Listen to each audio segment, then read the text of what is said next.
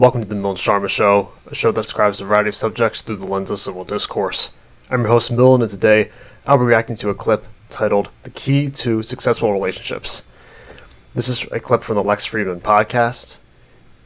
Lex Fridman is interviewing Dr. Shannon Curry, who is a forensic and clinical psychologist who also testified in the well-known trial between Amber Heard and Johnny Depp. Let's begin. One of the reasons I got into studying relationships was because I wanted that, right? So I'm a scientist, but I also love art and I love writing and I love literature. I wanted to know that true love could be real. But as a scientist, I am cynical. I just need some data. And so I practice a type of therapy called the Gottman method. And I love that because it tends to be, well, it is one of the most evidence-based therapies we have, based on John and Julie Gottman, two psychologists who have been researching relationships for now about 50 years. And this therapy happens to be for couples.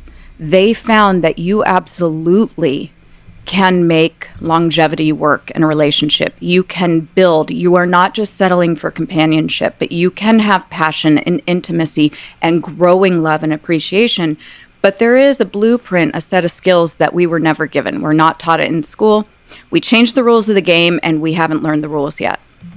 I think this is 100% true and so valid in today's 21st century standard for relationships, especially romantic relationships. When we live in a time in society, especially in the Western world, where I live in the United States, and I believe wherever you're listening to this video all over the world, I believe that this rings true, in that romantic relationships especially are in such a decline, and it's very hard to find high-quality relationships today. And I can make a whole separate video about that, but I believe Dr. Curry is 100% true in that so many times monogamous relationships and the idea of settling down is looked upon as, okay, that's the end of the road, that's it, there's no growth, there's no growing anymore, there's no more discovering another person. But in reality, I believe that as years go by with a partner that you care about, there is layers to discover, and there is barriers to go through with each other and to learn more about. And I believe that the Gottman method, which I haven't seen this clip yet, so I'm going to find out, and you're going to find out as well, I believe it's very important to study this, because with breakdown the relationships from divorce rates and single men being at one of the highest points in history. I believe 30%, according to a Pew Research poll, found that there's single men, and 30% of men are single that are under 30 years of age. I believe that this is an important thing to look into. And the Gottman method for couples therapy kind of gives you a few guidelines, the rules for longevity in a relationship. Yeah, they did a beautiful job at taking these findings they had through, decades of research, quantifying it, and then codifying it into a therapy method. It's really skills-based. I tell couples when they're starting out with me that they're essentially going to be starting a class. So what's the 5-to-1 golden rule? What I read is there's the kind of balance you can achieve of how many interactions you have in relationships that are positive versus negative. Mm-hmm. And I think that's what the 5-to-1 means. But basically, there should be kind of an empirical, like if you just look back over a month, how many of the interactions were positive, how many were negative? Day. Look at the day. Right? So the idea of this ratio, it's not an idea. It was a finding. It is a research finding that the Gottmans got after looking at thousands of couples and codifying these interactions that they were observing. Couples that tend to be satisfied in their relationships, that are happier, they have better health, etc., they are having approximately 5 positive interactions to each negative. And I want to be clear about what I'm defining as positive and negative here. So this doesn't necessarily mean that these don't need to be big, sweeping romantic gestures, buying flowers, having sex. These are things like paying attention to what we call your partner's bids. This is really fascinating. So to clarify what Dr. Curry is saying right here, the 5-to-1 ratio, 5 positive interactions to every 1 negative interaction. I think it's so important to internalize these ideas because we often get so caught up in the negatives of the negative attributes, whether that's in friendships or romantic relationships. We get caught up in the negative attributes of somebody or persons or people, and when we see something positive in that person, we oftentimes internalize it and think, I like this about a person, but we don't vocalize that. We don't verbalize it through actions. We don't say a positive thing about somebody when we see it, and we don't praise them. And I think it's important to give praise to certain people in your life that deserve it, that you recognize. And I think that's something that we should all do more often and be proactive in. We make these bids for affection, for connection, all the time in our relationships, not just with our partners, but with our friends, our coworkers. And we may not even know what our style of bid is, but if you see them on a sheet, you can pretty quickly identify them. Bids could be wanting to show your partner, tell your partner something and have them be proud of you. It could be wanting to go buy groceries with your partner, doing things together. Hey, you want to come with me? It could be telling a joke and hoping that your wife looks up from her email on the computer and acknowledges it. If she laughs, then you've got a positive. But if I don't even look up, that's a negative, right? So it's not necessarily that I'm calling my husband an asshole.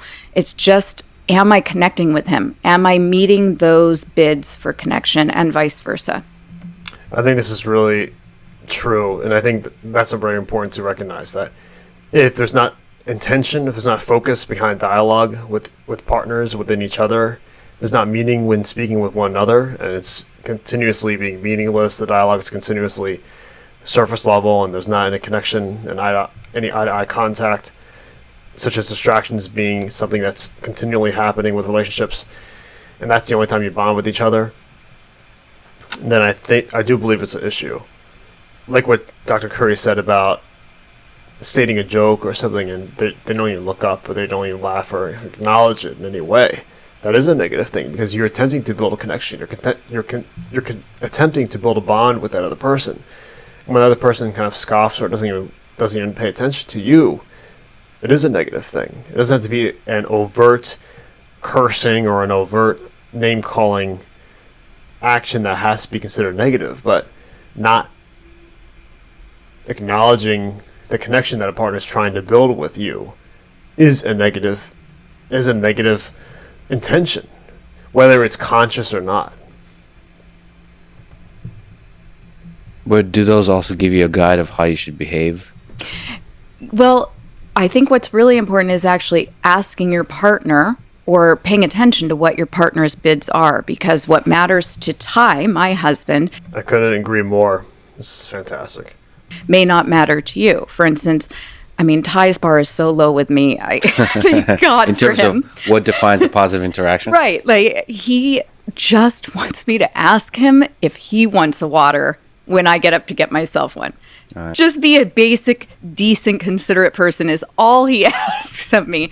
Whereas mine might be sort of like stay up later with me, watch a show, go to bed at the same time as me, or know about the people in my life, that sort of a thing.